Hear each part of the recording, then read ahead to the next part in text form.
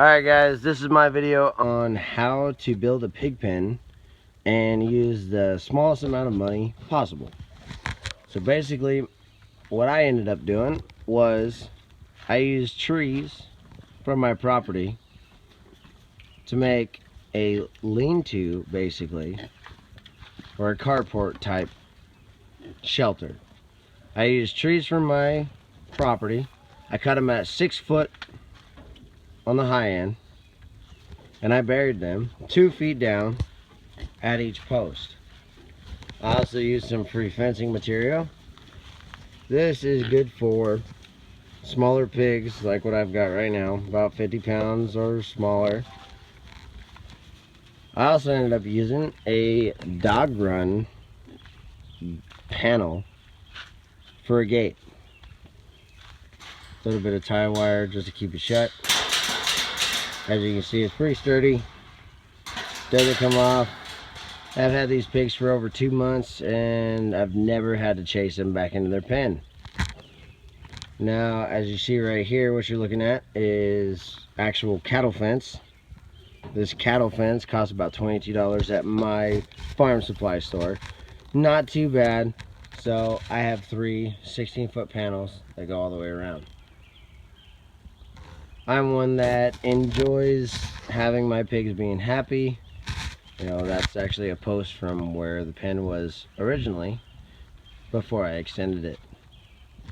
But how I did so was I took trees that I got off my property, and I ended up, just like I said, I cut them to 6 foot length. I buried them 2 foot underground to give them stability, and I ended up just tacking with Romex staples. I'm not sure if you can see them, but there's Romex staples holding it together, and it seems to be doing just fine. But also, my roof is, again, trees. No need to spend money when you don't need to. That was a leftover 4x4 that I had just laying around that I decided to use just because. Didn't really care. Marked the good dimensions between each one. Made sure that they were equal on each side. You can probably see that right there. Little mark.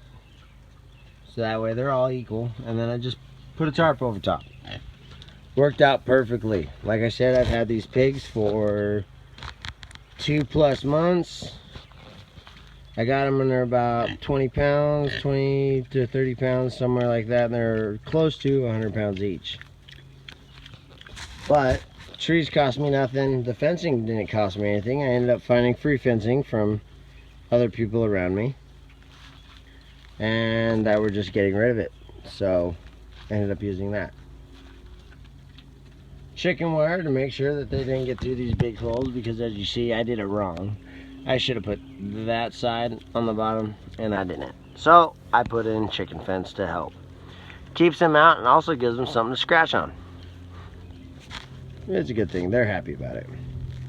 Today I just removed the fencing from that post and that post to allow them to have more space to run through, and also so they can scratch on that post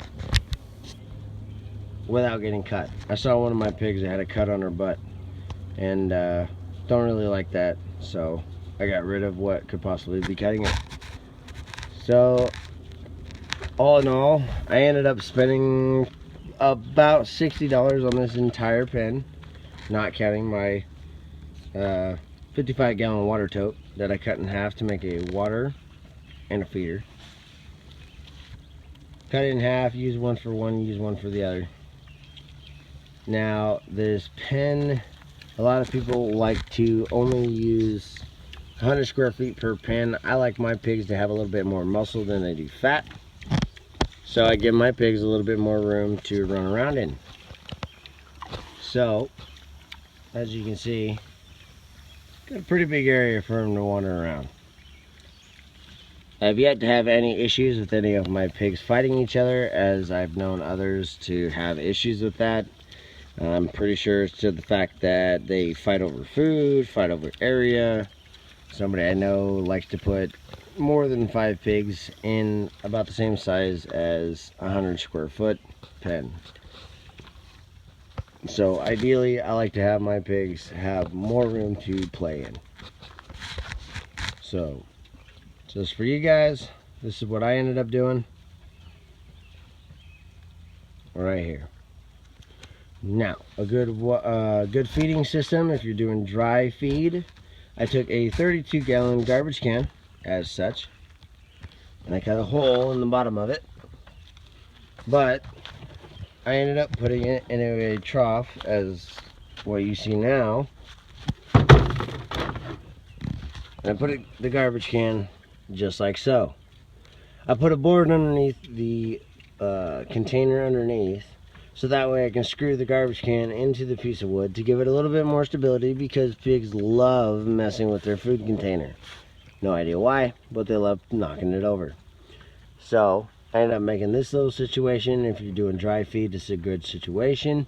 You put your dry feed inside here, and just like a chicken feeder, as they eat, more comes out, keeps them good, and ends up building up their good muscles. I let mine free roam as much as I possibly can. They eat as much as they can, so that way in a short amount of time they can get to butcher weight for the people who have purchased these pigs.